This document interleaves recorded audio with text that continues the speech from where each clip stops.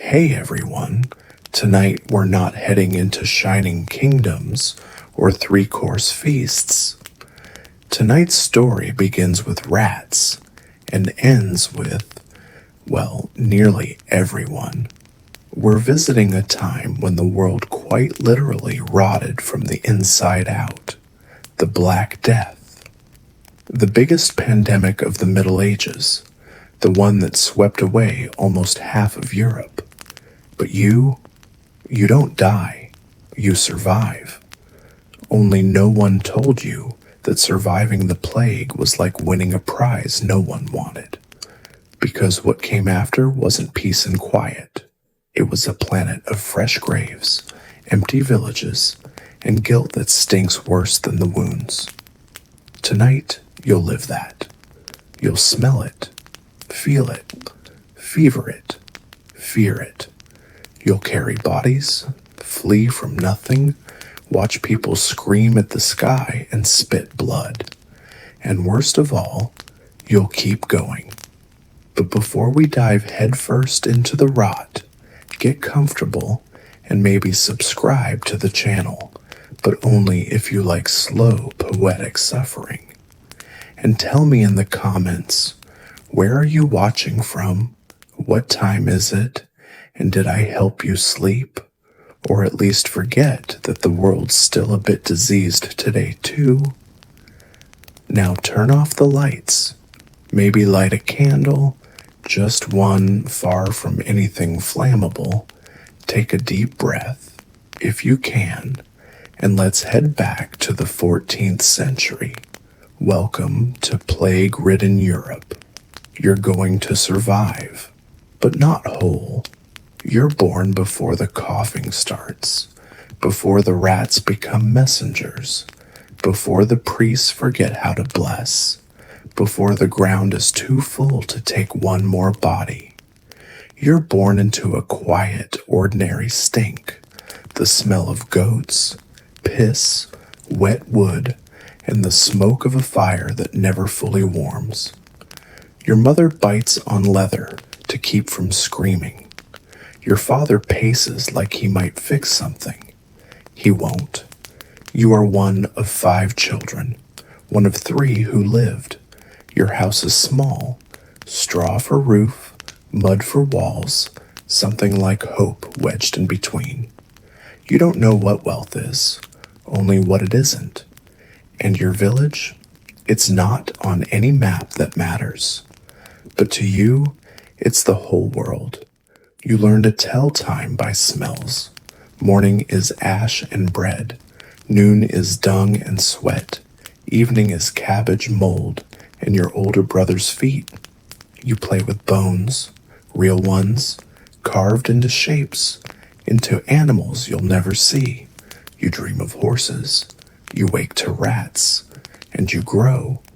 You help with firewood. You carry buckets. You get smacked for spilling milk and praised for silence. You learn to listen when adults whisper, especially when they don't want you to.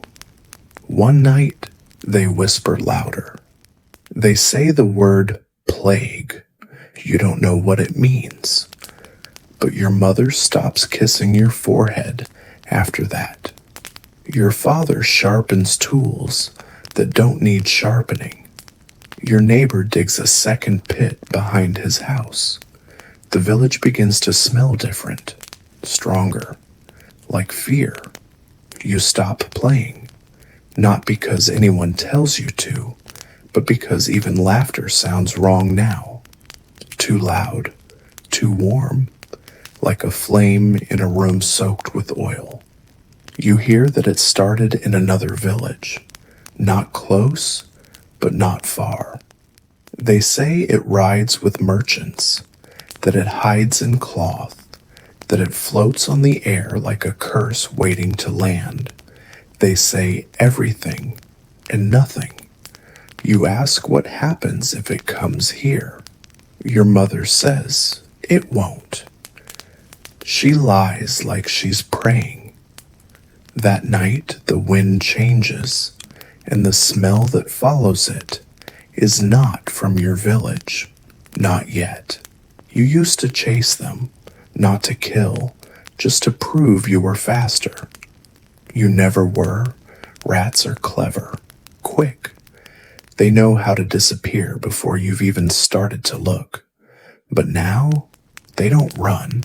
They walk, bold, fat, slow, like they know the village isn't paying attention anymore, like they've been promoted. You see one in the middle of the square at midday, dragging something behind it. Something small, furry, familiar. A tail too thin to belong to a rat. You don't say anything. Your sister sees one chewing the corner of a blanket inside the house. She screams. Your mother doesn't swat it. She just sits, eyes on the floor, like the blanket's already gone. The rats don't run anymore, and people start to act the same. You stop hearing songs. No one whistles. No one scolds children for noise. The air feels thick, not with smoke, but with silence. It sticks in your ears, makes everything slower. Then the first man dies. Not an old one, not the drunk one, the miller. He was strong. He always laughed with his mouth too wide. One day he says his chest is tight. The next, he has a boil the size of an apple. The day after, he's dead. They bury him that night. No priest, no bell, no words, just dirt, and a rat watching from the fence post. After that, it's fast. A boy, a mother, a cousin. You hear coughing in 3 different houses, then 4. Then you stop counting. The rats grow bolder. You find one licking blood off a rock behind your house. It looks at you like it wants to explain something. Then it keeps licking. You want to tell someone, but no one is listening anymore. Your father nails shut the front door, says no one goes out, says it loud, not because he's sure, but because he's scared. Your brother disobeys, sneaks out, brings back a rabbit, proud, smiling. He's gone in 3 days. Your sister won't eat. She shakes in her sleep, mumbles things about shadows in her stomach. Your mother doesn't pray anymore. She just stares at the fire like it might burn the sickness if she looks hard enough. The rats start scratching the walls. You hear them in the night, scrape, scrape, like they're trying to tell you something. Like they're building something, or digging. You try to dream about anything else, but all you see is their eyes, shiny, still, like polished stones, waiting. And when you wake up sweating, throat raw, you realize you haven't heard a bird in days, just the rats, and your own breath, and sometimes not even that. It happens without warning. There is no announcement, no bell, no scream, just absence. One morning you wake and the bread isn't there, not on the table, not on the shelf, not in the air. You don't smell it baking. You don't hear the thump of the kneading. The oven behind the cook's hut stays cold. You wait. Maybe it's late. Maybe someone forgot. Maybe. But no one forgot. There's no one left to bake it. You go to the baker's house. The door is half open. Inside, you see a child, curled like a comma on the floor, his hand still wrapped around a lump of raw dough. You don't step inside. You return home, stomach hollow in a new way. That night, you chew on a heel of something too old to be called bread. It scrapes your gums, you bleed, you chew anyway. Your father starts boiling roots, bark, anything. Your mother cuts mold off of cheese that was already too sour weeks ago. You don't complain. Your sister stops eating altogether, You try to feed her. She turns away like food is a memory she can't afford anymore. The bread was never good, so it was never soft. But it meant morning. It meant fire. It meant someone was still working. Now it means nothing. You dream of it. Not just bread, warmth, hunger that ends, a crust so thick you could bite it for days. In your sleep, you cry out. Your mother holds you. You don't feel it, because her arms don't close the way they used to. There's less of her. Every day, there's less of everyone. The baker's house is sealed now. No one talks about what happened to the child.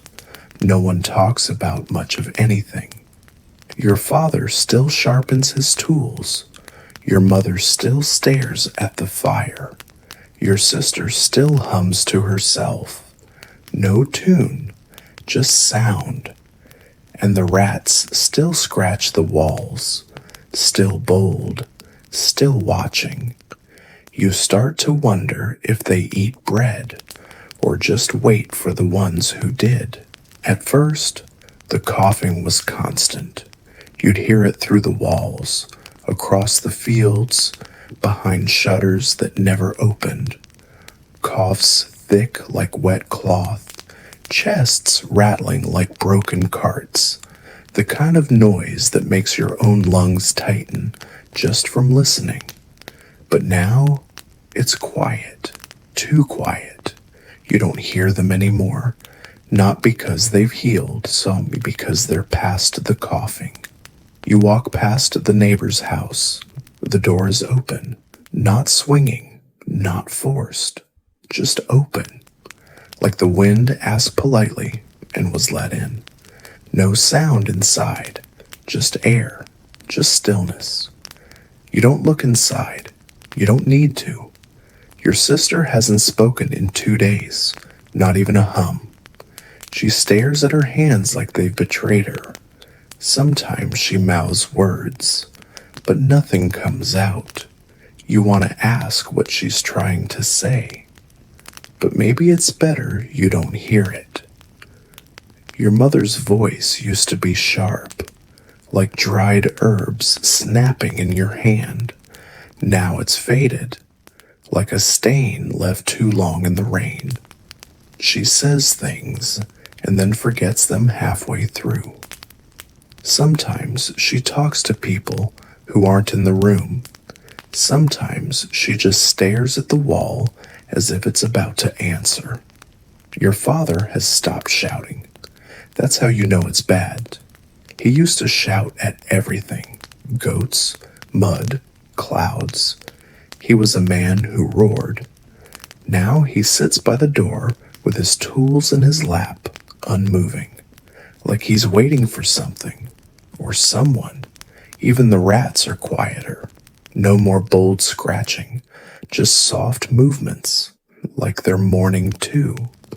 You try to sing once, a lullaby you half remember. Your voice breaks halfway through, not from emotion, from weakness, from something deeper. A dryness in the throat that feels less like thirst and more like warning. Your body doesn't hurt, but it also doesn't feel like yours. You miss pain. Pain would mean you're still fighting. This is surrender. You try not to cry, but you do. And the sound surprises you, because for the first time in days, it echoes. Like even the house forgot what a voice sounded like. They were never strong. The walls of your house were made of mud, straw, and stubbornness. They leaned when the wind blew. They groaned when it rained. But they stood until now. It starts with a crack, small, harmless, a thin line above the hearth. Your mother traces it with her finger, doesn't speak, just stares like it's a wound she can't dress. Then another appears near the window, then one in the floor. then one that splits the frame of the door. The house begins to sound different. Each step creaks louder. Each breath seems to echo. The warmth that once stayed inside now escapes like smoke with a purpose. You try to fix it. You patch the cracks with what you have: cloth, dried moss, a bit of old bread paste. Nothing holds. Everything crumbles. Like the people, your father says nothing about the walls, but you see him touching them when no one's watching, pressing his palm flat against them like he's asking for something. They don't answer. Your sister has taken to sleeping near the door, not because she's scared, because it's colder there, and cold feels better than fever. You don't move her. Your mother doesn't sit anymore. She lies down beside the hearth, even when there's no fire. She hums sometimes, low, flat, not a song, just a sound, like remembering what a voice feels like. One night, part of the ceiling falls. Not much, just a plank, but it misses your head by less than a breath.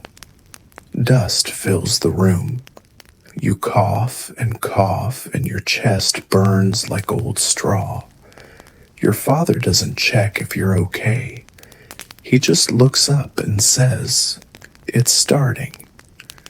You don't ask what he means, because you already know. The walls don't hold warmth anymore. They don't hold sound. They barely hold you. And sometimes, when the wind howls, you swear they're trying to let something in.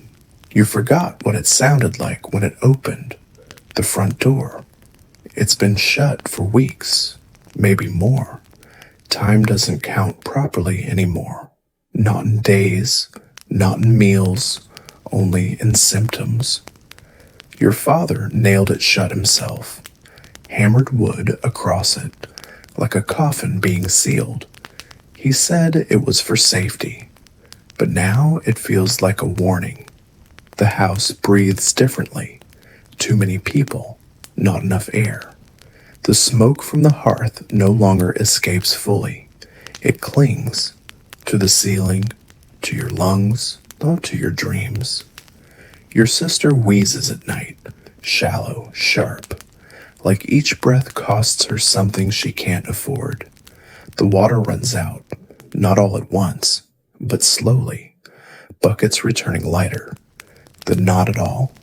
The well is outside, and the door stays closed. Your father argues with himself about opening it, about risk, about rats, about the devil.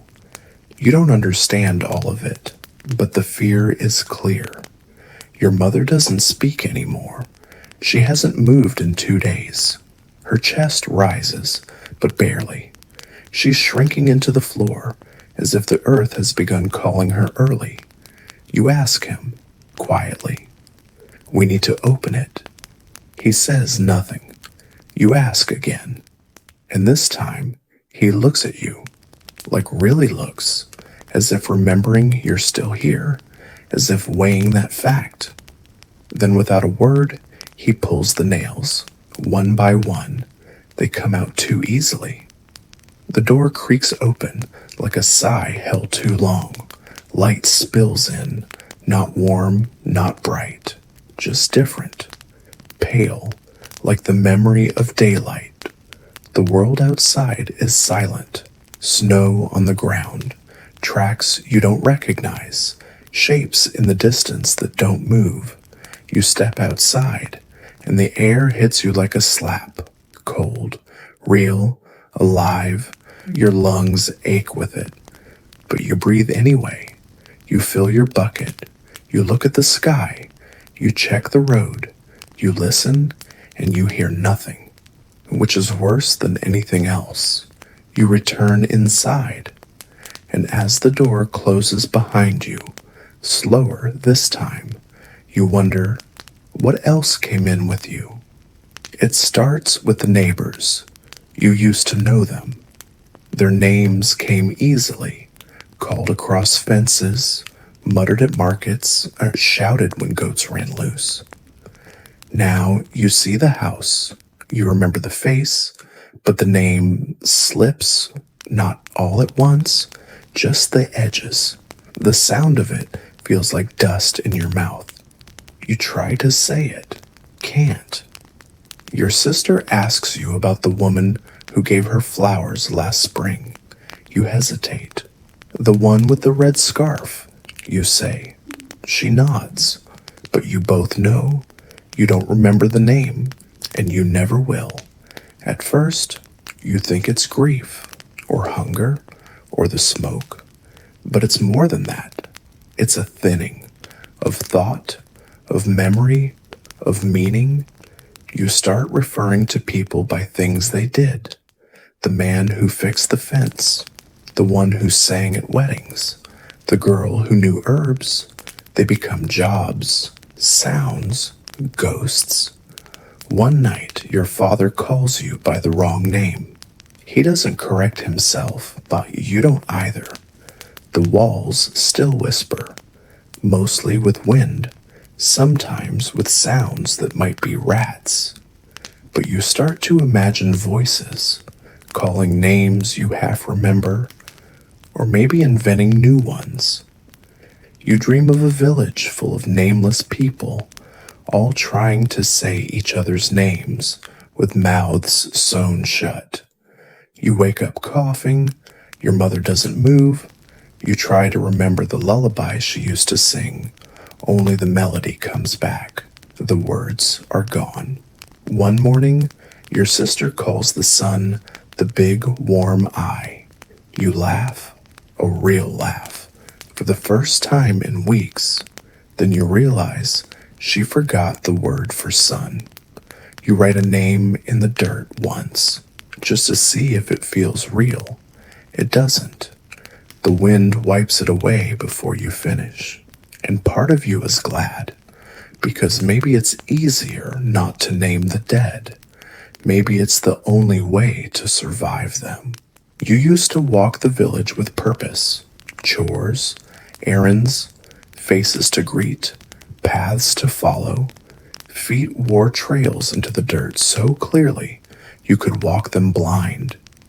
Now, you walk with your eyes down, not from shame, but from necessity, because the ground has changed.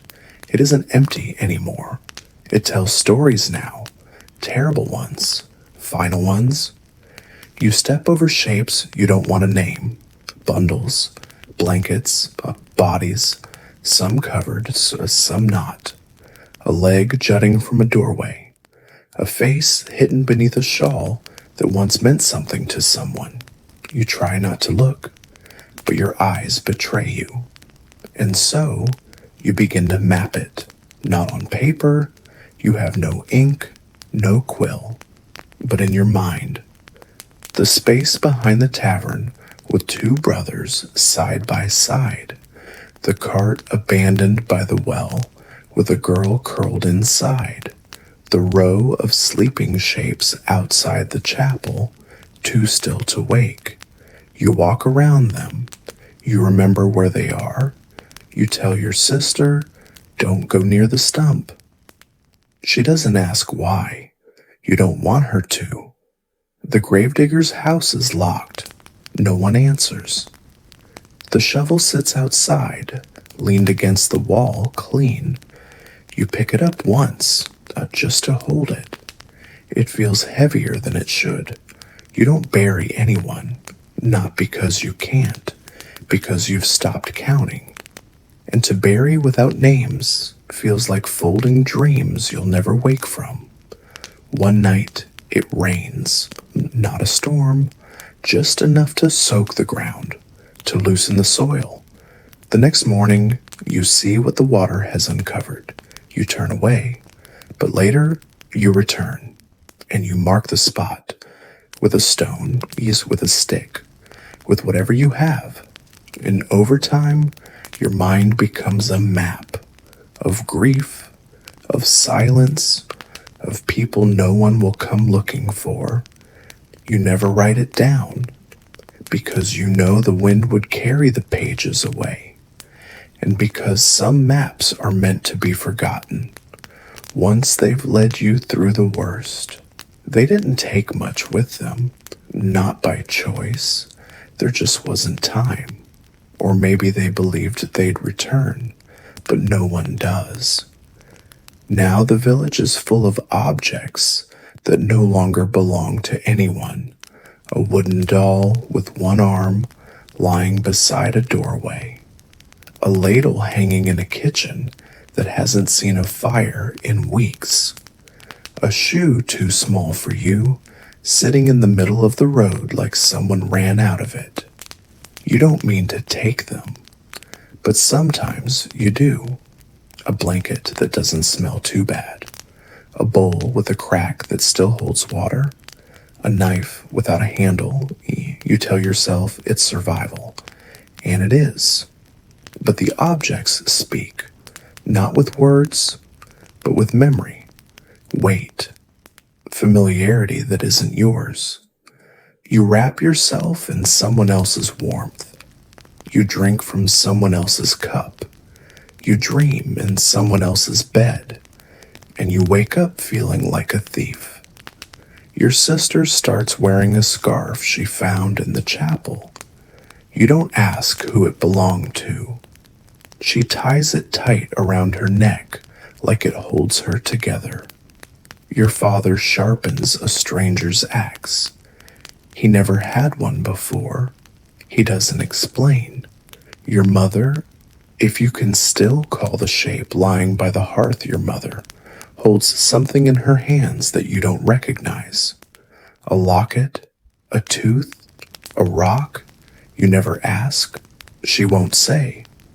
One day you find a book, not a big one, just a few pages sewn together. You can't read it, but someone could once. You flip through it anyway. On the last page, there's a drawing. A bird. Simple. Inked by hand. No words. You tear it out. You don't know why. You fold it. Keep it close. Maybe to remember that someone else once had hands and ink and time to draw something that wouldn't feed or clothe or save them. Only remind them they were alive. You keep walking, and the village becomes quieter, not because people are gone, but because everything they left behind is learning to stop waiting.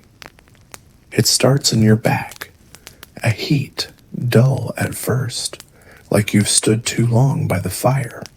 But there is no fire, only cold, only smoke that refuses to rise, only breath that fogs before your mouth, then hangs too long in the air.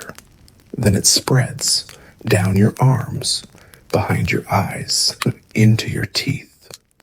You don't remember swallowing the heat, but it moves like it owns your blood. You don't tell anyone, not at first, because if you speak it, it becomes real. And real is dangerous, so you lie still. Try not to sweat, try not to shiver. It doesn't work. Your sister touches your forehead, pulls her hand back too fast, says nothing. But she doesn't sleep that night, just watches you from across the room, wrapped in her scarf like armor. Your father gives you broth, thin, bitter. It tastes like dirt that once dreamed of being food. You drink it anyway, because your throat is cracking. Your mother doesn't move. Sometimes you imagine she's warm too, not from fever, but from whatever place she's slipped into inside her own bones. You start dreaming, not of the dead, not of escape, of fire, endless fire, not destructive, just present, consuming everything slowly, the straw, the wood, the rats, your name. You wake up gasping. The room is dark, but you see halos, around shapes, around nothing. You blink and they don't go away. The second sun is inside you now, bright, blind, unforgiving. You speak once to ask for water. Your voice sounds like someone else's, thin, hollow, like it's already traveling from far away. Your sister cries, not loud, just enough. Your father touches your hand and winces, as if your skin burns him. Maybe it does. You begin to shake, not from fear, from the battle happening beneath your ribs. One side is heat, the other is hollow, and in between, you. You don't know which side is winning. You stop caring. Because the fever doesn't feel like dying. It feels like burning away what was never meant to survive. It wasn't supposed to open. No one touches it. The latch is rusted. The hinges creak like bones that gave up too soon. The window has stayed shut since before the first cough, before the rat stopped running, before your brother stopped being your brother. But today, it opens, not with ceremony, not with wind, just a sound, soft, unfamiliar, a shift in the light. You look up. The window hangs ajar. A line of cold air slices across the room. You feel it land on your cheek like a ghost's finger. You shiver, not from fever, that's gone now, or hiding, but from something else. The sky outside is pale, not bright, not dark, just indifferent. A sky that watched too many people pray and decided not to answer. You don't move at first. You just breathe, slowly, like the air might change you if you take too much. Your sister notices. She looks too, then back at you, and for the first time in days, maybe weeks, she smiles. It's small, lopsided, like her face forgot how. But it's real. You sit up. Your back aches. Your ribs feel loose, like they don't trust your body to hold shape anymore. But you move, 1 inch, then another. The air smells like outside, dirt, cold, life. You forgot how much you missed it. Your father doesn't speak, but you see him glance toward the window again and again, as if waiting for it to slam shut, to betray him. It doesn't. It stays open. You whisper something, not a word, just sound. But your sister hears it and responds with another sound, a conversation of breath and exhaustion. Your mother opens her eyes, just for a second, then closes them again. But that second is enough. Later, when the sun shifts and a beam lands across your lap, you hold your hands up to it. They look older, bonier, less yours. You watch dust dance in the light, a quiet performance, a funeral of specks. And for a moment, just a moment, you wonder if this is what hope feels like. Not loud, just open.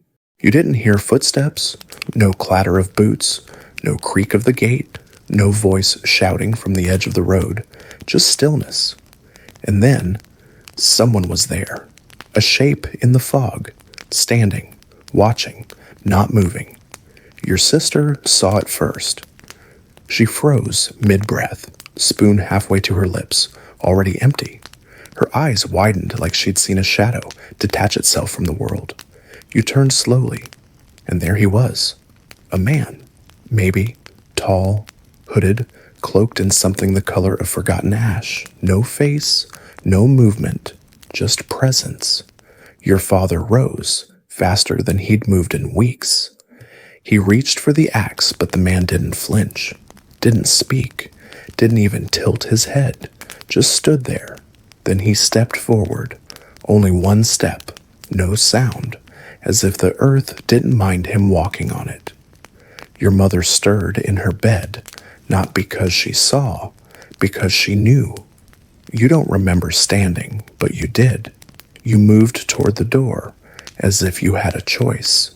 Your body moved like it was being pulled by a thread tied to your lungs. You opened it. The cold bit your hands. But the man didn't come in. He stood there, close enough to smell the wood smoke on you. And something else, something metallic, like rust and rain, like blood that dried long ago. He reached into his cloak and handed you something. A pouch, small, heavy. You didn't open it. Not then. You looked up to ask him why, who, what this was, but there was no one there. Just fog and footprints that stopped mid-path. Your father bolted the door. Your sister didn't speak for hours. You placed the pouch by the hearth. No one touched it. That night, the wind howled through the open window. Not angry, not wild, like it was whispering or warning. You didn't sleep, you waited, because now you knew not every visitor needs to knock. You waited 2 days. The pouch sat untouched on the hearthstone, gathering ash and meaning. No one mentioned it, not aloud. It existed like a shadow on the wall, obvious, shapeless, and somehow heavier than its size should allow. Your sister stared at it. Your father walked around it. Your mother, eyes open now more often than not, refused to look in its direction. But it pulled at you, not with magic, not with menace, just quiet. So on the third day, you reached for it. It felt warm, wrong, as if it had been resting near a body that didn't breathe. You opened it slowly. Inside, a tooth, a coin, and a thread of black cloth, nothing more. You stared at the contents like they were meant to explain themselves. They didn't. The tooth was human, small, molar, a bit of dried blood clinging to its root. The coin was unfamiliar, not from your village, not from any you'd seen. Too smooth, too perfect.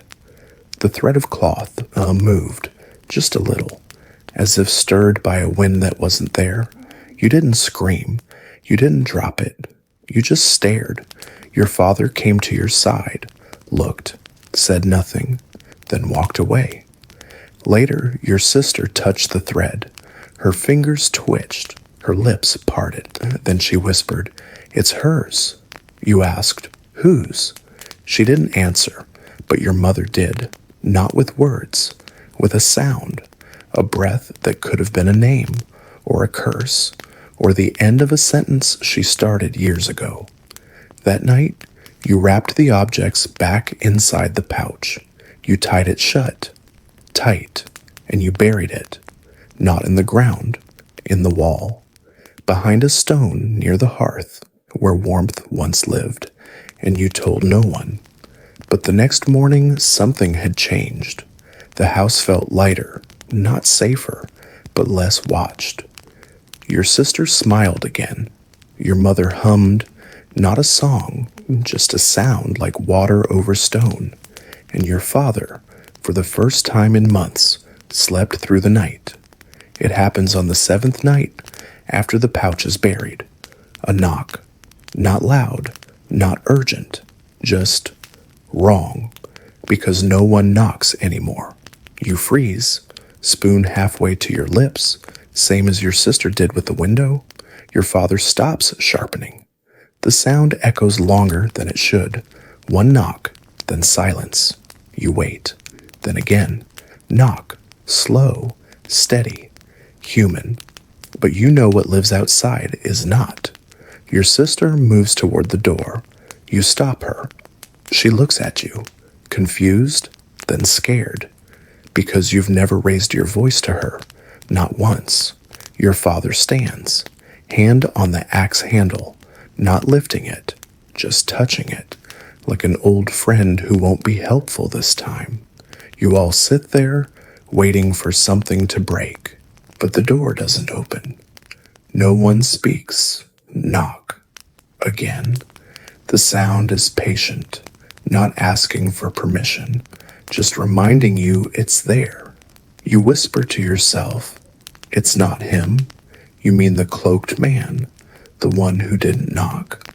This isn't the same presence. This one is heavier, thicker, made of hands and breath and rot. Your mother stirs in her sleep, whimpers. The knock comes again. Your father steps forward, slowly. He places a candle on the floor near the door, lights it. The flame bends sideways and toward the door. You all see it. Your sister starts crying, silently, mouth shut. Like if she opens it, the knock might slip inside. You don't touch the handle, but you do press your ear against the wood, and what you hear is breathing. Not deep, not calm, not waiting. Wet. Hungry? You back away. No one opens the door that night. By morning, there's no one outside. No tracks, no pouch, no tooth, no note. But a mark has been carved into the wood. 3 lines, 1 long, 2 short. You don't know what it means, but the rats avoid it. And so do you. It was always there. Not the same rat, you tell yourself. Can't be. But it looks the same, black, slick, scar over its right eye like a burn or a bite that never healed. It doesn't run when you approach, doesn't twitch, doesn't flee, doesn't flinch. It just watches.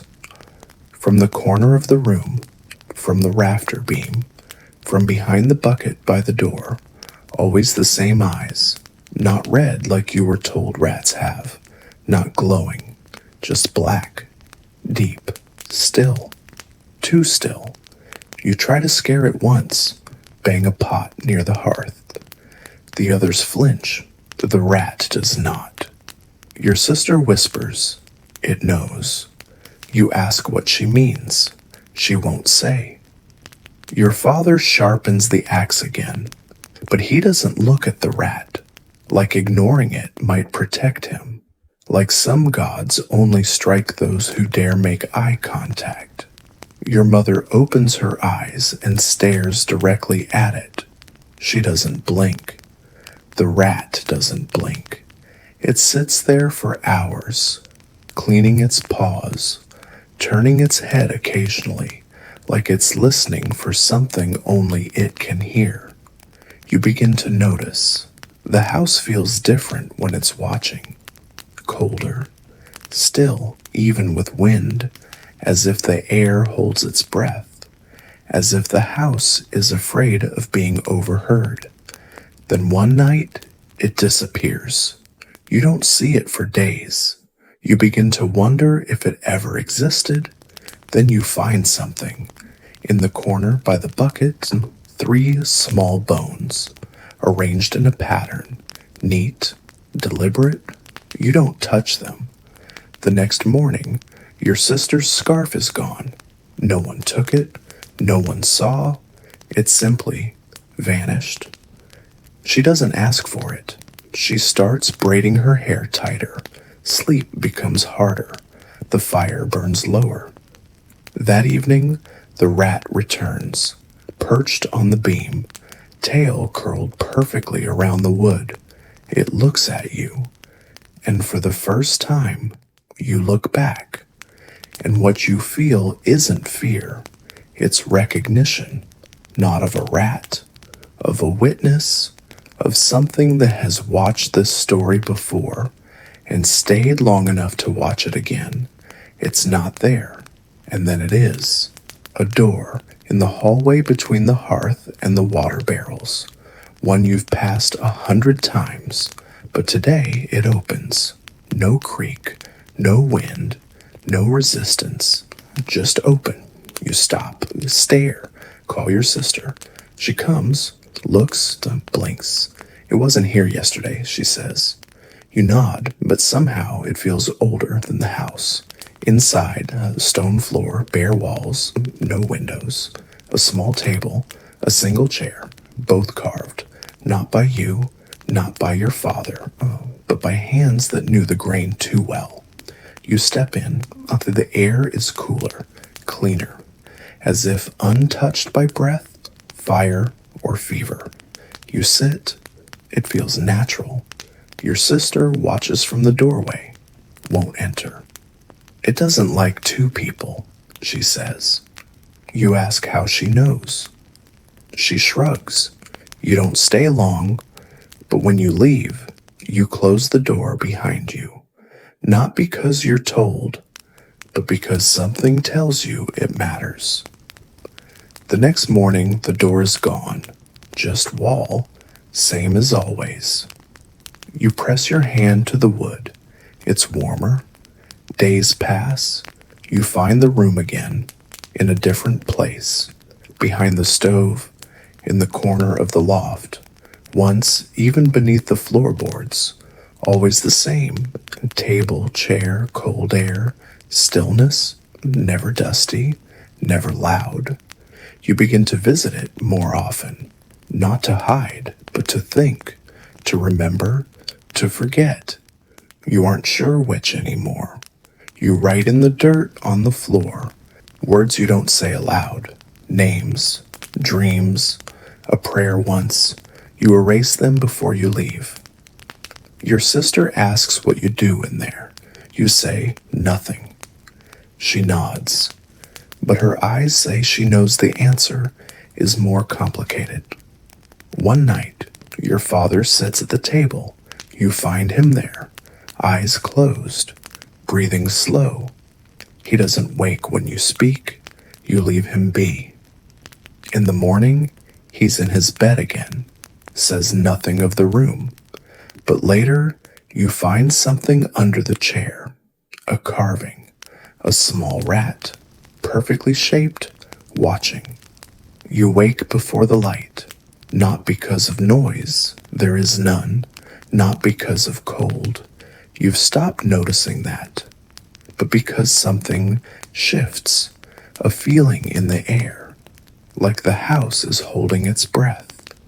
You rise, slowly, every bone reminding you it still exists.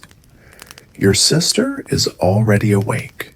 She's sitting near the hearth, wrapped in a blanket that isn't hers, the one with embroidery along the edge. You don't ask where she found it. She doesn't look at you. You listen. No birds, no wind, no coughing. The silence is full, heavy, like snow before it falls. Your father isn't in his bed, so you check the corners, the loft, the room that isn't always there. He's gone. Your mother is still asleep, breathing shallow, lips moving with a rhythm that might be prayer, or memory, or nothing. You open the window. The sky is white, not cloudy, not storming, just white, as if the world has turned to parchment and no one dares write on it. The trees stand still. The path is empty. Even the rats are gone. You walk outside. The air cuts, not cruelly, just honestly. You breathe it in and it tells the truth. Today is the last day before something changes. Your feet find the path out of habit. You follow it to the edge of the village, past the houses with half-shut doors, past the well, frozen now, past the church with its door unhinged and candles melted into bone. And there, sitting on the wall, is your father, hunched, quiet, alive. He doesn't turn when you approach, he just speaks. Smells like snow. You nod. He pats the stone beside him. You sit. You don't talk about the room, or the rat, or the things no one else sees anymore. You just sit together, watching a sky that refuses to move. Then a single flake, falling. Software. It lands on your hand and doesn't melt. You both watch it, and when he speaks again, it's a whisper. Tomorrow, the world will be different. You don't ask how, because you already know. It didn't begin with a storm. No thunder, no warning, no drama, just snow. At first, gentle, curious, falling like it forgot how to land, then thicker, heavier, like the sky had finally grown tired of holding it all in. You stood in it, face tilted up and eyes half closed, letting it touch you, letting it cover what couldn't be cleaned. The first hour was beautiful, white on black, soft on sharp. The village wrapped in silence made deeper by snow's embrace. Then came the wind, sharp, slicing, angry. The flakes turned violent, angry little knives. They didn't land. They attacked. You ran, back to the house. The door wouldn't open at first. The snow had pushed against it, like a secret trying to stay buried. You forced it, fell through it, slammed it shut behind you. Inside, the world felt smaller. Your sister built the fire higher. Your father blocked the window with an old bench. Your mother, for once, opened her eyes. "Snow," she said, like it was someone she once knew. The roof groaned, the walls pulsed with cold. The room that came and went, gone. You watched through the cracks as the world disappeared. Paths erased, footprints swallowed, shapes dissolved. You counted breaths, your own, your sister's, your father's. Each one felt precious, like smoke from a dying fire. The snow fell for hours, then days, then time stopped meaning anything at all. You rationed wood, water, words. No one laughed, no one cried, because even sorrow needs space to echo. And the house was too full of silence. You dreamed of the rat, not watching this time, digging, burrowing, making tunnels through white walls, trying to get to you, or away from something worse. When you woke, your sister was beside you. She said, "I dreamed the sky was eating." You nodded, because you'd seen it too. The snow didn't stop. It simply ran out of places to fall. You stop counting. You try at first. Notches on wood, stones in a bowl, scratches on the hearth. But the days blend, bleed, smear. Light comes and goes, but without meaning. There's no sun, no clock, no rooster, no reason. Your sister calls it the gray, as in, how many grays has it been? You shrug. It could be 5, it could be 30, it could be one very long one stretched over a quiet eternity. Your father sharpens nothing now. He just sits near the door listening, not to voices, not to weather, to wait. The way snow leans on the walls, the creak of beams learning the language of collapse. Your mother speaks more, but not to you. She whispers to something beneath the floor, or above it, or inside her. Sometimes she sings the same line over and over, a song you've never heard. You hum along anyway, because rhythm is the only calendar that remains. Food runs out in patterns. First the fresh things, then the dried, then the roots, then the bark, then the lies. You say you're not hungry. No, your sister doesn't believe you. You lie better, each gray. One morning, maybe, you wake to silence, not the usual kind, not soft, not still, but hollow. You sit up. The fire is out. The window is gone, buried beneath ice and wall. And your father is gone too. No prints, no coat missing, no sound of door or farewell. Just gone. Your sister doesn't cry. She says, "He went to find the sun." You nod, because it's easier than asking where he really went. That day, you burn the scarf. not because it's dirty, or useless, because it smells too much like memory. You both watch the flames eat it without blinking. After, you sit in silence. You stop wondering what day it is, because now time feels like something that happened to other people. Before the gray came, not everything dies. The snow takes most, the wind claims the rest, but something stays. You notice it in small things. The crack in the wall that grows slower than it should. The ember that refuses to go out, even after hours in ash. The rat. Yes, it's back. Not bold now, not watching. Just there, curled in a corner, breathing. Its ribs show, one ear torn. It doesn't move when you feed it a crumb, but it eats, slowly. Your sister calls it the last listener. You don't laugh. You like that. Your mother stops speaking, not suddenly, not dramatically. She just lets go of language. One day she opens her eyes and doesn't blink again. You don't bury her. There's nowhere left to dig, so you sit beside her and sing the song she repeated. Your sister joins you, the rat too, in its own way, clicking its teeth in rhythm. Breathing when the chorus lands. You don't cry, not because you're strong, because crying is too warm, too loud. It doesn't belong here. You sleep in shifts now, not because of danger, but to keep the fire alive, or the idea of it.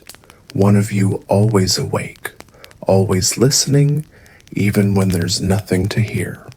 You dream of green, not a place, a color, so vivid it hurts. Grass, leaves, light through something that isn't ice. You wake with tears frozen to your face. Your sister says nothing, but she brings you a bowl of melted snow. You drink, and for the first time in what might be forever, it tastes clean.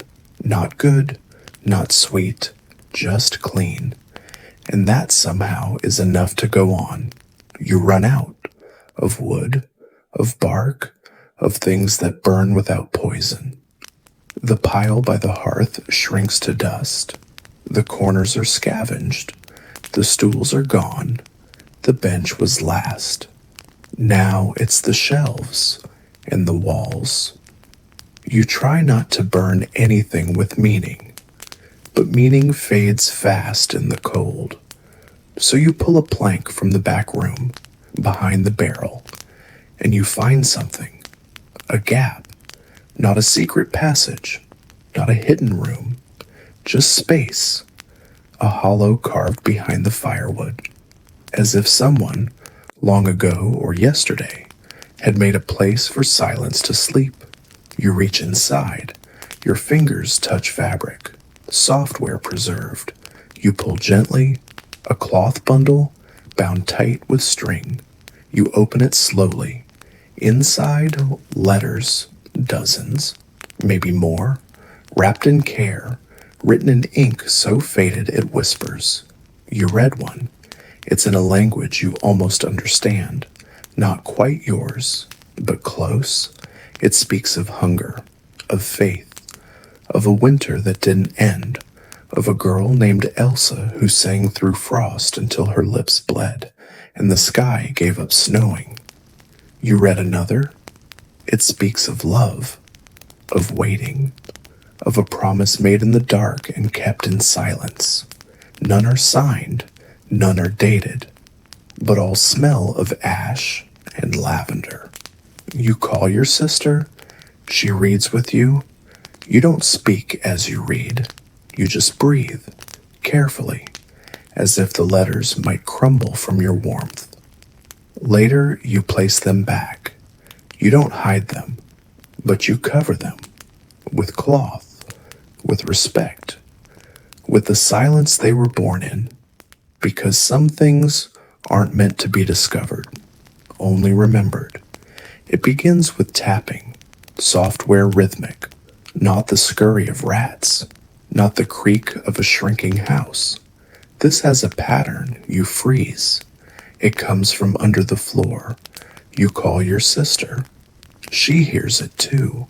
You both press your ears to the boards and tap, taps, a pause, taps. It feels intentional. You knock back once, silence. Then taps and taps and taps. Soon's no message you understand, but it speaks, not with words, with presence. That night, your sister refuses to sleep above the boards. She curls beside you near the hearth, eyes wide. She hums the tune your mother once sang. You hum with her. The floor is quiet, but not empty. The next day, you find a crack between the stones, small, hidden. You pull gently, the wood gives, the floor breathes. Beneath, darkness, not deep, just enough to hold a space where light won't stay. You lower a candle, it flickers. You lower your face. You see something, not a figure, not a person, a shape, or moving, slow, gentle, like breath or waiting. You whisper, "Are you there?" The air shifts, a voice comes, not through ears, but bones. It doesn't say your name, it says your sister's. You yank the board shut, you nail it closed. You say nothing. But that night, she says, "I heard her too." You ask, "Who?" She says, "The one who never left." You don't ask more. Some truths don't want their names spoken, but you leave the candle near the crack, and sometimes you see the flame bend like it's listening to something beneath the floor. You didn't light it. You wake in the middle of the gray, not morning, not night, to warmth, real warmth, not imagined, not remembered, actual heat. You open your eyes, the hearth glows, a fire burns, small, controlled, impossibly steady. You sit up slowly. Your sister stirs beside you, blinks and looks at the flame, then at you. Neither of you moved. You know this. You check the logs. None are missing. The pile is still gone. The last chair already ash. And yet, the fire dances. It doesn't crackle. It hums. You approach. Your hands stretch toward it. The heat is perfect. Enough to feel, not enough to burn. It smells like memory, like your mother's stew, like clean wool, like spring. Your sister places her hands beside yours. Her eyes close. She breathes deeply for the first time in days. You don't question it, not yet. The fire lasts the day, then the night, then another. It doesn't grow, doesn't shrink. You don't feed it. You try once, just a sliver of bark. It hisses, then swallows the flame. It returns an hour later, untouched. You learn to stop offering. You simply sit, and the fire remains. No smoke, no ash, no origin. Your sister begins to speak again. Little things, memories, dreams, nonsense. But her voice sounds stronger, warmer. You begin to smile without meaning to. The fire does something to you. Not heal, not erase, but hold. Like hands from a story you've forgotten. One night you whisper, "Thank you," and the flame leans, just slightly, as if nodding. You don't ask who lit it. You don't ask why. Because not every gift comes from kindness. Some come from mercy. And some from someone who remembers what warmth meant before the cold took everything else. It's not the big things, not names, not places, not who died and who didn't. Those stay. What slips are the little things. The color of your mother's apron before it faded. The smell of the river in early summer. The sound your brother made when he laughed with his whole chest. You try to remember. You close your eyes. Try to call them back. But all you get are suggestions, echoes, outlines without color. You don't tell your sister, but she tells you. I can't remember what grass feels like. You nod. I forgot the word for lemon, she adds later. I remembered it just now, but it felt like cheating. You smile, just a little, because you understand. Some memories fall away like old scabs, natural, painless, expected, but others go missing like teeth. Suddenly, with blood, with space left behind, you find yourself whispering forgotten things to keep them alive. Words, phrases, lines from prayers no one says anymore. You mutter them while boiling water, while rubbing your hands, while walking the same 6 steps inside the house. They become your thread, your tether to before you might have invented. Your sister keeps a journal, scratches it into scraps of wood and bone with charcoal, marks her dreams, her thoughts. Once she draws a tree. It looks wrong, but you praise it anyway.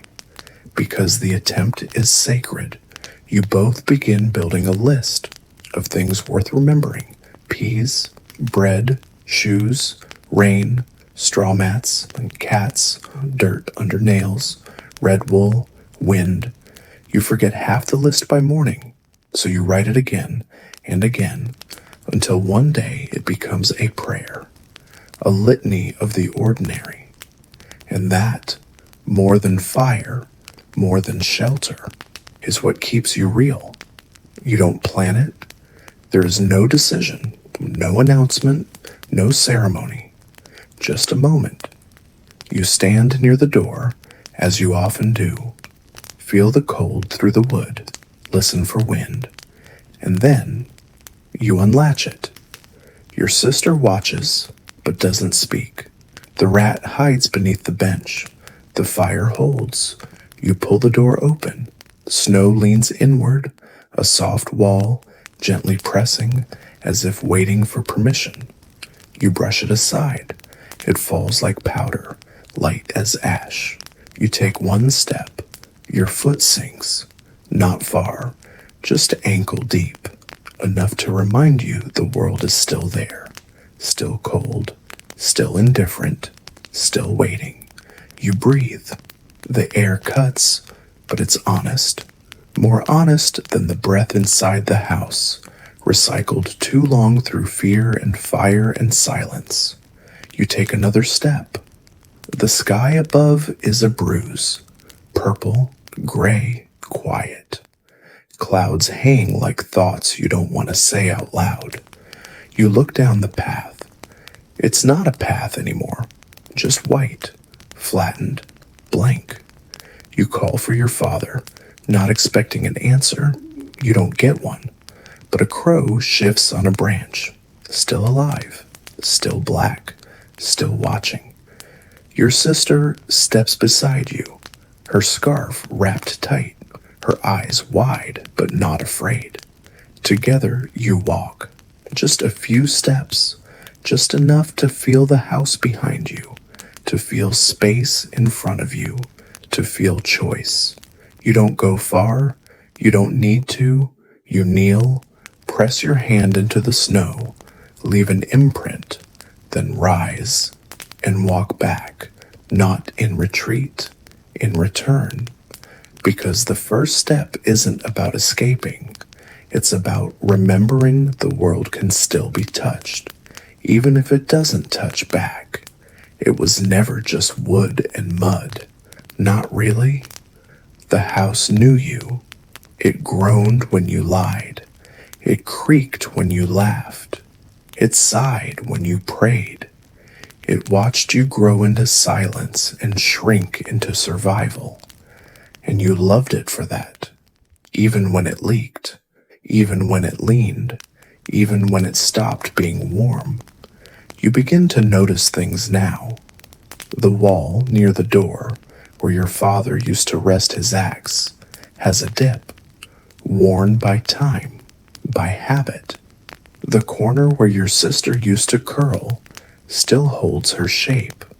The beam above the hearth bears the mark of your mother's hand, charred from that time the stew boiled over and no one moved fast enough. These aren't just stains, they're echoes. The house remembers. You touch the walls and they feel like skin. Cold, yes, but not dead. You speak to it now. Not full sentences, not requests, just words. Still here. Thank you. Almost spring. You feel it listening. The wind no longer howls through the cracks. The floorboards moan less. The quiet feels earned now, not imposed. Your sister tapes a list to the wall, the one you both made, the ordinary things. It stays there even as the air shifts, even as the snow begins to melt. One morning, you find a flower. Inside, small, white, brave, growing between the stones near the hearth. You don't touch it. You just sit near it, breathing. And for the first time in forever, you hear the house breathe with you. It begins with a sound. Not thunder, not wind, not voice. Drip. Then again, drip. Water, slow, steady. Software. You don't move at first. Just listen. Eyes closed. Body still. Because the sound is so rare, so precious, it almost hurts. Your sister hears it too. She gasps, covers her mouth. You both stand, follow the sound, to the edge of the loft, where the roof cracked months ago, and no one cared anymore. There it is, a bead viz, running down wood, falling to stone, again and again. You cry, quietly, because even hope should enter gently. The snow outside begins to sag, not collapse, just soften. The white flattens, darkens, grass peaks like a secret no one meant to keep. The air smells different. You open the window and smell mud, rot, life. The fire is smaller now, not needed as much, not sacred. You let it fade during the day. Your sister walks outside, barefoot, just to feel something that isn't frozen. You watch her dance, clumsy, beautiful, honest. The rat appears again, sits in the doorway, watches like a god, unsure whether to intervene. You leave food for it, not because you have extra, because you have gratitude. You begin cleaning, not to forget, but to remember. You fold the blanket, sweep the hearth, rebuild the stool, slowly, with reverence. The house smells like ash, yes, but also like something new, something almost green. You open the trapdoor to the root cellar, and it's not empty. A few onions, a turnip, a miracle. You laugh. Your sister laughs louder. The melt isn't just water. It's a memory coming back to touch your hands. It's a world trying again, quietly. And this time, you're ready to listen. You hear them before you see them. Boots on mud. Not fast, not loud, but there. You and your sister freeze mid-task, sweeping, laughing, alive. Then silence. Then another step. You step outside. The world is wet. The path half visible beneath slush. The trees watching like they always have. And there, on the edge of what used to be the village, a figure, cloaked. Not like the one who brought the pouch. This one is smaller, slower, leaning, carrying something heavy, or being carried by it. You don't speak, you just watch. They stop 10 steps away, lower their hood. A woman, pale, weathered, eyes red but not from crying, from wind, from knowing. She doesn't smile, she just says, "Is it safe here?" Your sister steps beside you. You look at each other. You don't say yes. You don't say no. You say, "We're still here." The woman nods. She sits on a rock like she's done it before. She drinks from a pouch, offers none. You don't mind. She watches the melted snow, the cracks in the walls, the flower near the door. Then she says, "I buried 10." Then nothing. You don't ask who or where. You sit two, 3 people, quiet, surviving. Later, you bring her soup. It's thin, but real. She eats slowly, says, "This is the first thing I've tasted since frost." You nod. That night, she sleeps by the hearth, wrapped in your father's old cloak, breathing like the rest of you, not loudly, not safely, but still breathing. In the morning, she's still there, and the house makes space, not because it's big, but because you are. It starts with a mistake. You call your sister by her name, not you, not little one, not hey, her name. It slips out while handing her a bowl. She looks up, blinks, like you've touched a bruise she forgot she had. Then she smiles, a real one, a name returned. That night by the fire, you ask the stranger hers. She hesitates, eyes flicker, voice cracks, but then she says it. "Lena." You repeat it, softly. Let it rest in your mouth, in the room, on the walls. It feels strange, heavy. You haven't said many names lately. They've felt like relics, dangerous, fragile. But Lena sits taller after you say hers, and your sister writes it down, on the wall, beneath your list, in big black lines. Names, yours, Heron Lina's, then your mother's, then your father's. The names come back slowly. You remember the goat's name, the neighbor who made bad soup, the boy who used to whistle even when it rained. Not all, not clearly, but enough. It becomes a game. At night, you speak one name each. Say it like a prayer, a seed, a promise. You light a candle with each one. Your sister starts painting them, symbols beside the letters, stars, roots, birds. Lena adds one, a spiral. "It means again," she says. You don't ask how she knows. You just add it too. The wall becomes a map, not of geography, of memory, of meaning, of the people who didn't get to return, but still deserve to be remembered. Names spoken aloud. And each time the house grows warmer. You see it just after dawn, thin, distant, rising in a slow line beyond the hill where nothing moved for months. Smoke. Not from your fire, not from your chimney, from somewhere else. Your heart jumps, not from fear, from disbelief. Your sister sees it next. She says, "They're out there." Lena doesn't look. She just nods. They were always out there. But you hadn't seen proof until now. You stand on the roof for a better view. The shingles creak. The air is warmer. You squint into the horizon. More smoke. Not a blaze. Not destruction. Cook fires. 5 columns. Maybe 6. Small. Civilized. Now human. You weep. Not from joy. From weight.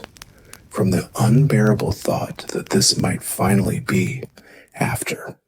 Your sister laughs. Lena sharpens a blade, not for war, for trade. That night, you build the fire higher than usual. Let it speak. Let it be seen.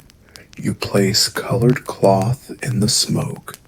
Your sister throws dried herbs into the flame.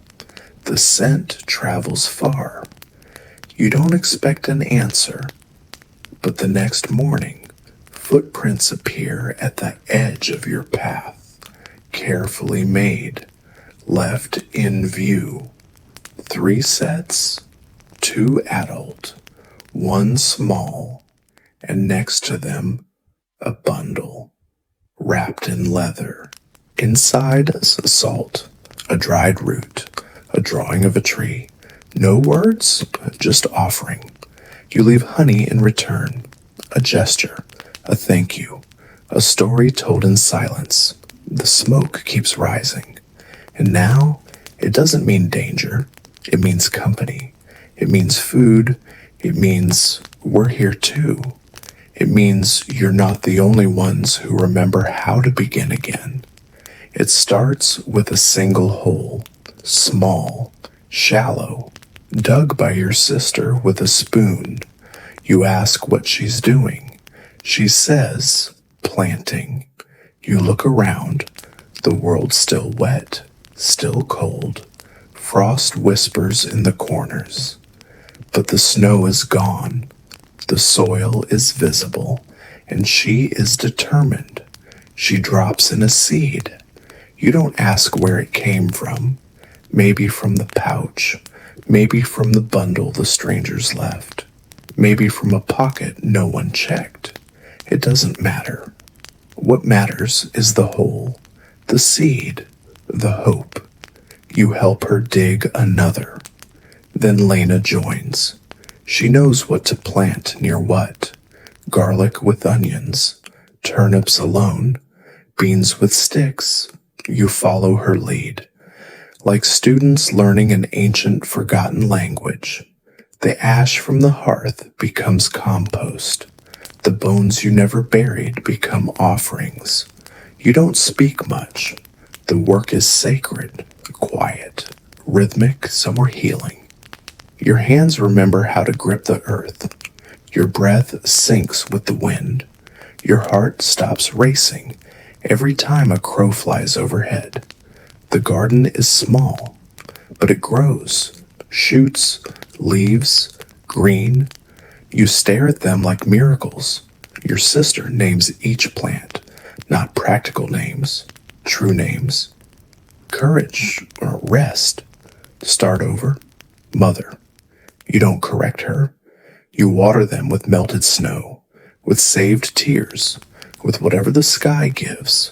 One morning a flower blooms, tiny, yellow, honest. You sit beside it, and the fire inside you, the one that never quite went out, glows a little warmer. Because from ash the things grow, not easily, not quickly, but they do. They return slowly, not in songs, not in speeches, in whispers, in laughter, in pages that survived the burn. You find a scrap of parchment tucked inside an old boot. It has one word, remember. Your sister reads it aloud. The sound is awkward, beautiful, as you repeat it over and over, like it's a spell. Lena starts teaching you words you forgot, real words, long ones, soft ones, ones with too many vowels and too much feeling. She says, language comes back like thaw, not in a flood, in drips. You carve new words into the wall beside the names. Some you know, some you make up. You write them with charcoal, with sap, with ash, with blood once when ink ran out. The words become anchors. Your sister says moon again. She used to call it the cold circle.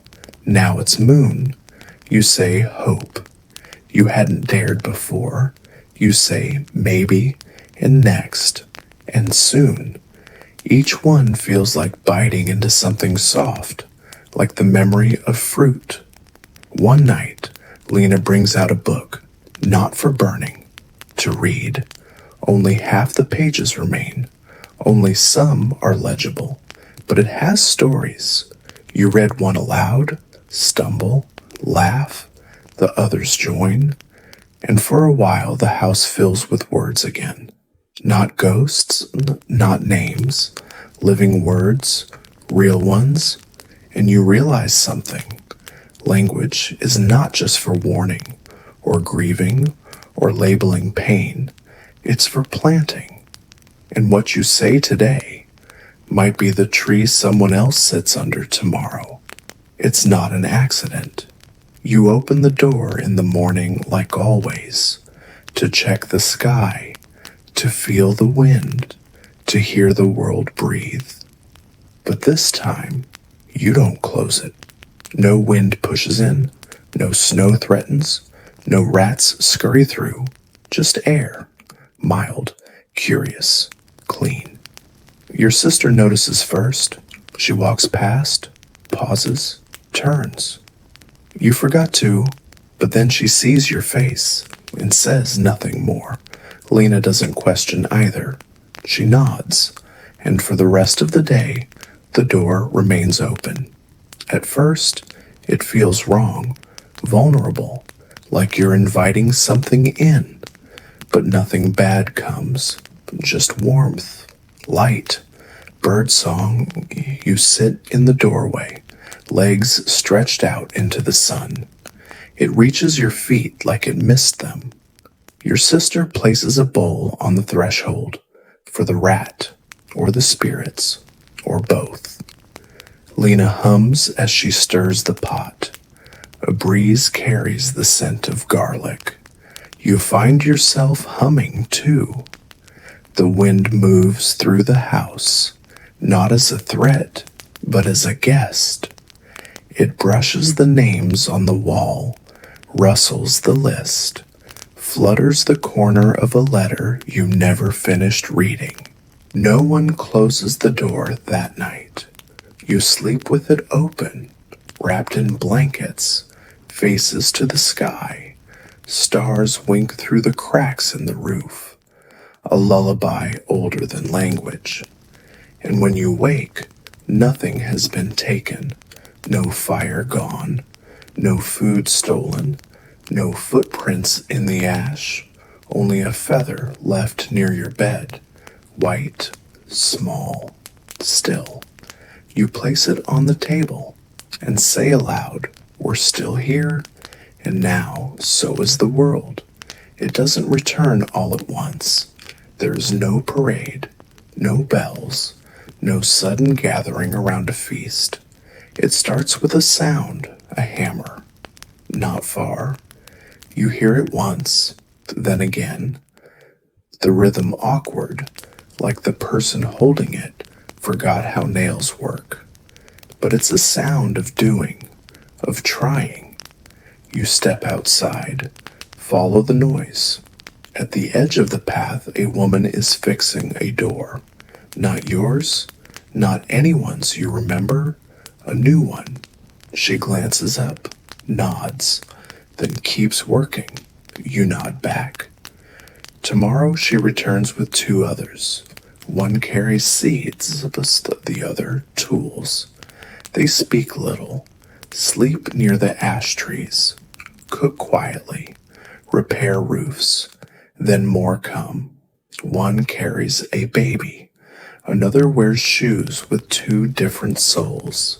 Someone brings a wheelbarrow full of cloth scraps and dried meat. No one says, "We're rebuilding." No one says, "We made it."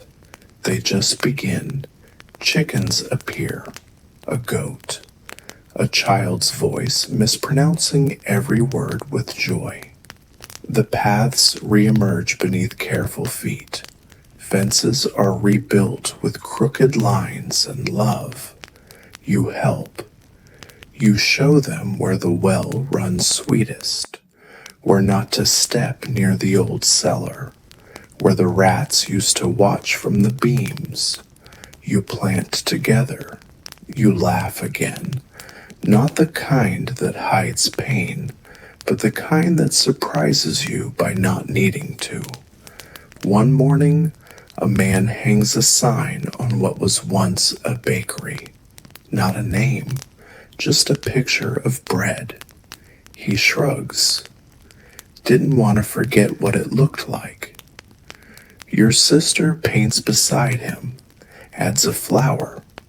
Lena teaches a child to bind a book with string. And one evening, as the sun sets gold across wood and mud and memory, you look around and realize this is no longer a ruin. It's a village, a small one, it's a strange one, a sacred one, and it came back slowly, and because anything that matters always does. At first, you whispered them, at night, alone, to the walls, to the dark, such names, heavy, sharp, so full of absence. You spoke them like apologies, like spells that might undo what happened. But now, you say them differently, not louder, just truer. You say your mother's name while stirring soup, your father's when sharpening a blade, your brother's when the wind shifts in a certain way. Your sister sings the names, no melody, just breathe. Lena writes them, not as lists, not on a grave, in the dirt beside the garden, on the walls of the rebuilt hall, etched into spoons, sewn into hems. The names are no longer warnings or ghosts, they're roots. Each one holds you to this place, this life, this afterward. A child in the village asks who Elandra was. You smile. She told stories better than anyone. The child nods. Was she a queen? No, you say. Better. You name the new goat after her. The laughter that follows isn't cruel. It's soft, grateful. One morning, a stranger offers a name in trade. You give one of yours in return. He says, I'll remember that one. And somehow you know he will, because names no longer hurt. They hum, they glow, they connect. And one night, you sit around the fire and list them all. Not to mourn, to honor. To remind yourselves that what was lost is still part of what remains. And in this village, the names live again. In mouths, in hands, in the space between the silence. You don't know when you started writing it. Maybe after the melt. Maybe after the name returned. Maybe you were always writing it. In your head, in your hands, in the way you spoke to the night. But one day, you sit down and the words come. Not fast, not fluent, but faithful. Dear, you pause. There's no one to send it to. Not really. But still, the letter continues. You write to the ones who never came back, to the ones who did but changed, to the world before it shattered. You write about the cold, the room behind the woodpile, the fire that lit itself, the rat who never blinked, your sister's silence, your mother's breath. You write about the names, the list, the door that stayed open. You write until your fingers ache. Then you stop, not because you've said everything, because you've said enough. You fold the letter carefully, wrap it in cloth, Seal it with wax you saved from the last candle your mother lit. You don't bury it. You place it under a stone, behind the house, near the garden, beneath the branch that finally grew green again. You tell no one, but you sit beside it for a while, watching the wind, listening to the chickens, smelling the faint, stubborn scent of time in the dirt. Later, your sister finds you. She doesn't ask. She simply sits, and you realize the letter wasn't for someone else. It was for you, to mark the end of surviving and the beginning of living. You heard it in the trees, software measured, like someone trying not to be heard and failing on purpose. You were gathering herbs, alone, enough time for soup, maybe tea. You weren't counting. Then the voice. It said your name, not shouted, not whispered, just spoken, like someone calling you home. You froze, turned, asked no one. The wind shifted, leaves murmured, nothing moved. You said nothing to your sister, not that night, not the next. But the voice came again, always when you were alone, sometimes just your name, sometimes a question, sometimes a laugh, and once a lullaby, your mother's. You didn't answer, not aloud, but part of you tilted toward it, listened, breathed differently. You thought it might be memory or madness, until the third time when it said, "I'm still you," and something inside you believed it. You didn't run. You didn't pray. You sat among the roots, hands dirty, sky wide, and you let the voice speak. It didn't say much. It didn't need to. It reminded you of what you used to be, before the plague, before the silence, before the fire you didn't light, not to hurt you, not to haunt you, but to return you to the soft, strange, sacred self you buried when the sky fell. And when you returned to the house, your sister looked at you and said, "You saw something." And you nodded, because this time it wasn't a ghost, it was recognition. Not everything returned.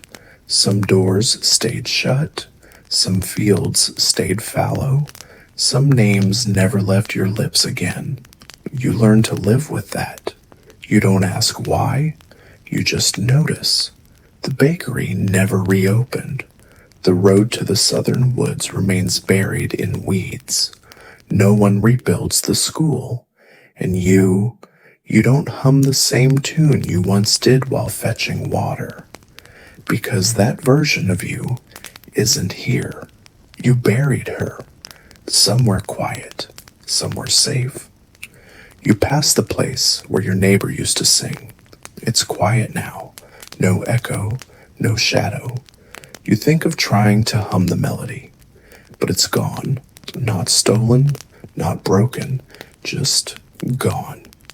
Your sister once tried to recall the face of a friend. She drew it on wood, over and over. Each version further from truth, more dream than memory. Eventually, she stopped, hung the last attempt near the door, called it the idea of her, and that was enough. You keep a list, not of what survived, but of what didn't, not to mourn, to remember their absence as part of the story. Because wholeness was never the goal. Survival isn't completion. You walk paths that don't lead anywhere. You keep a spoon with a broken handle. You leave a place empty at the table sometimes. Not for ghosts, for gratitude. You love what remains, but you honor what didn't. And in doing so, You make space for the new things to feel welcome without pretending the old ones never mattered. It was nothing special, not a feast, not a birth, not a song that healed the whole village. Just a moment, late afternoon, sunlight soft, the sky held no threat. You were sitting beneath the tree near the well, the one that didn't bloom last year but finally dared to try. Lena was fixing a basket. Your sister was humming while cleaning roots. A child laughed from behind the storage hut. Not yours, not hers, just one of the new ones, the ones who came after, and for a heartbeat, everything felt familiar. Not perfect, not whole, but close. You caught yourself smiling with your whole face, breathing without counting, letting your shoulders drop. You closed your eyes, and for a second, you forgot the cough, the room that vanished, the sound of earth closing over bodies. You forgot winter and waited for nothing. It felt like before, not exactly. Before never had this weight, this quiet, this understanding, but it had this softness, and now, so did this moment. Your sister looked over, saw it on your face, didn't speak, just smiled, leaned against your arm. Let the silence stretch like sunlight on a full belly. You stayed like that until the shadows returned, not in fear, just in rhythm. And you whispered as the wind returned, I remember now. Not what happened, but what it felt like to simply be alive without surviving. Not all silence is absence. Some quiet stays because it wants to, because it was earned, because the noise that came before it was too loud, too sharp, too final. This quiet, the one that lives in your rebuilt walls, between your sister's humming, beneath Lena's careful hands. This quiet is different. It wraps you not to smother, but to hold. The village never became what it was. It became something else, smaller, softer. True, children grow without knowing how heavy things once were. You tell them stories, yes, but not of plague, not of fear. You speak of candles that never went out, of fires that lit themselves, of rats that watched like gods, of voices that sounded like your own, but came from somewhere deeper. You teach them how to carve spoons, to name plants with reverence, to speak names not with grief, but with thanks. You walk without checking the sky. You sleep with the door open. You no longer look for what was lost, not because it stopped mattering, but because you finally learned that the quiet which stayed wasn't emptiness. It was memory, learning how to rest. And when, one day, you feel your breath grow shallower, you lie beside the hearth, the fire warm, the names still glowing on the wall, and you know, you didn't just survive, you became part of the quiet. You joined the stillness that protects, that listens, that remembers without pain. You are not forgotten. You are woven into the hush. And so, you close your eyes, not in fear, but in peace, because this time you are ready. And so you fade, like steam from a bowl, like light on the garden wall, like all those who came before,